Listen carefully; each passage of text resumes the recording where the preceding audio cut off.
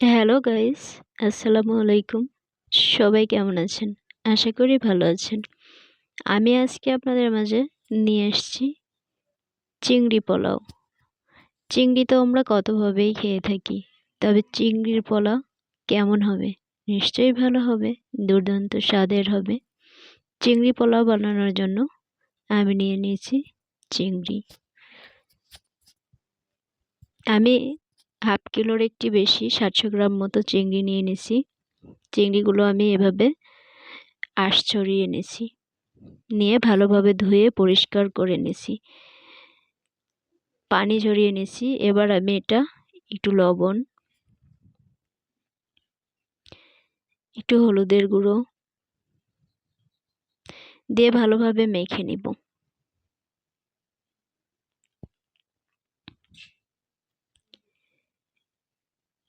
এভাবে মেখে নিব। আর আমি নিয়ে নিচ্ছি বাসমতি চাল। চালগুলো ভালোভাবে ধুয়ে আমি পানি ঝরানোর জন্য রেখে দিয়েছি। দেখেন, আপনারা চাইলে আপনাদের মন মতো যে কোনো চাল নিয়ে নিতে পারেন। আমি বাসমতি চালগুলো ভালোভাবে ধুয়ে পানি ঝরানোর জন্য রেখে দিচ্ছি। এবার আমি চুলার প্যানে দিয়ে দিব তেল। 4 টেবিল চামচ পরিমাণ তেল দিয়ে দিলাম। এবার আমি চিংড়িগুলো ভেজে নেব।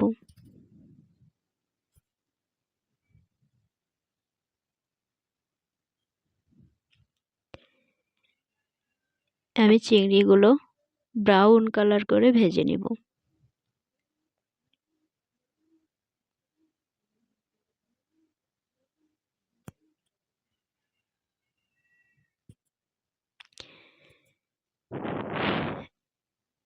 একটু খেয়াল রাখবেন যাতে চিংড়িগুলো পুড়ে না যায়। এ পর্যায়ে আমি চিংড়িগুলো উঠিয়ে নেব। এতে আমি আরও সামান্য পরিমাণ তেল অ্যাড করব। তেজপাতা দিয়ে দিব, দারচিনি, কালো এলাচ, সাদা এলাচ, লং দিয়ে দিব। দিয়ে মশলাগুলো একটু ভেজে নেব।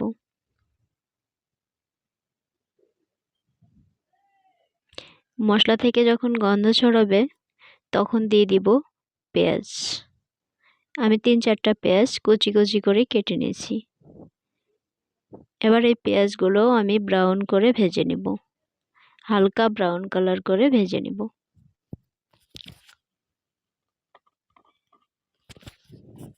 দিয়ে দিচ্ছি আদা বাটা,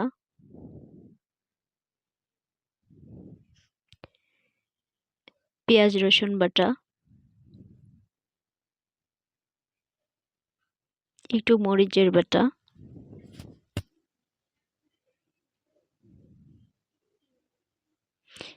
ভালোভাবে মাখিয়ে নেব।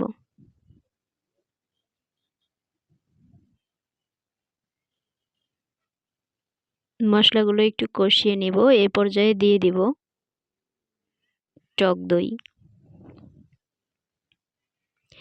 টক দই না থাকলে আপনারা একটু দুধ লেবু দিয়ে কেটেও দিয়ে দিতে পারেন। এ পর্যায়ে দিয়ে দিব একটু তরল দুধ। আপনারা চাইলে পাউডার দুধও গুলে দিয়ে দিতে পারেন। একটু ধনিয়া গুঁড়ো, একটু জিরের গুঁড়ো, হলুদ,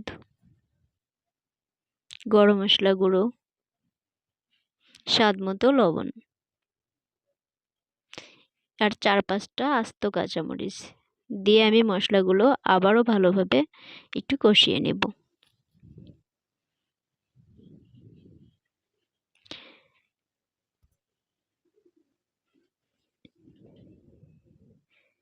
সামান্য একটু চিনি দিয়ে দেব। এ পর্যায়ে ভেজে রাখা চিংড়িগুলো মশলাতে দিয়ে দেব। চিংড়িগুলো আমি কিছুক্ষণ কষিয়ে নেব।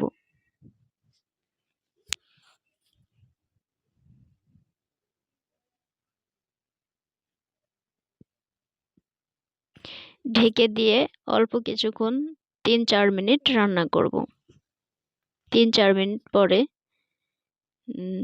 দেখেন চিংড়িগুলো এই অবস্থায় চলে আসছে।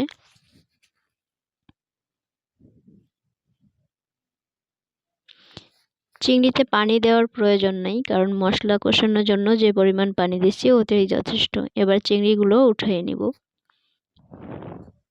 উঠিয়ে নিয়ে এই মশলাতেই পানি ঝরানো চালগুলো দিয়ে দিব।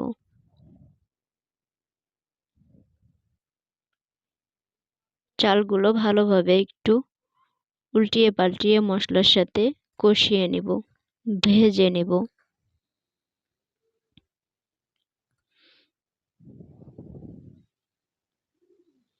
একটু ভালোভাবে ভাজবো। পোলাও বা বিরিয়ানির চাল যত ভাজা যায় তত ঝরঝরা হয়।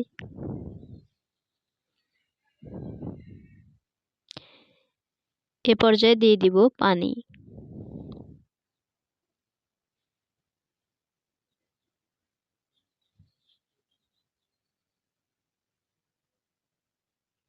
আর দুধ আমি আদিশার চাউল নিয়েছি, তাই আমি ডাবল পানি দিয়ে দিলাম।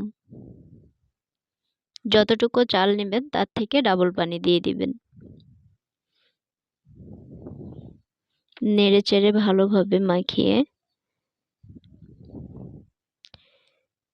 আমি 4-5টা কাঁচামরিচ ছেড়ে দিলাম আর 2-3টা বড়িও ছেড়ে দিলাম।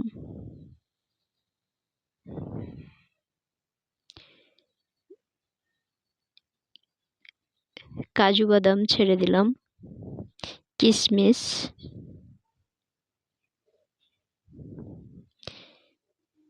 কাজু বাদাম কিশমিশ এগুলো দিলে আমার কাছে পোলাওটা খেতে অত্যন্ত সুস্বাদু মনে হয়। আমি সামান্য পরিমাণে একটু লবণ দিয়ে দিলাম। ঢেকে দিয়ে এভাবে 8-10 মিনিট রান্না করব। এ পর্যায়ে ঢাকনাটা তুলে একটু জিরে গুঁড়ো অ্যাড করে দেব। দিয়ে চিংড়িগুলো দিয়ে ভালোভাবে মাখিয়ে চিংড়িগুলোর সাথে ভালোভাবে চাল মিক্স করে দেব।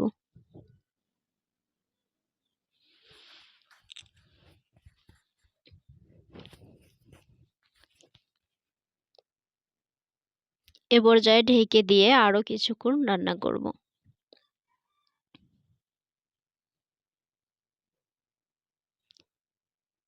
একটু সুগন্ধি জল অ্যাড করলাম,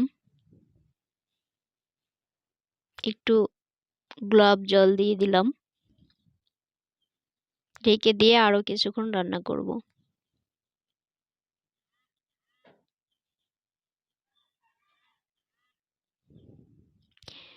এভাবে আরো 5-7 মিনিট রান্না করার পরে ঢাকনাটা তুলে দেখে নিব যে চালগুলো ভালোভাবে সিদ্ধ হয়েছে কিনা। এই যে দেখেন সিদ্ধ হয়ে গেছে সুন্দরভাবে। এ পর্যায়ে একটু নেড়ে চেড়ে দেব।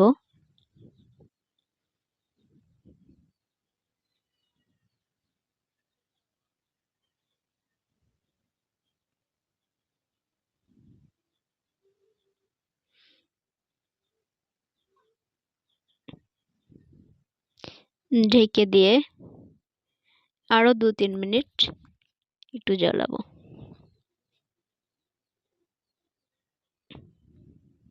দেখেন ভালোভাবে ঝরঝরা হয়ে গেছে।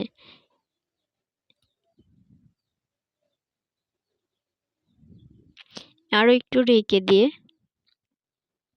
এবার এটা নামিয়ে নেব।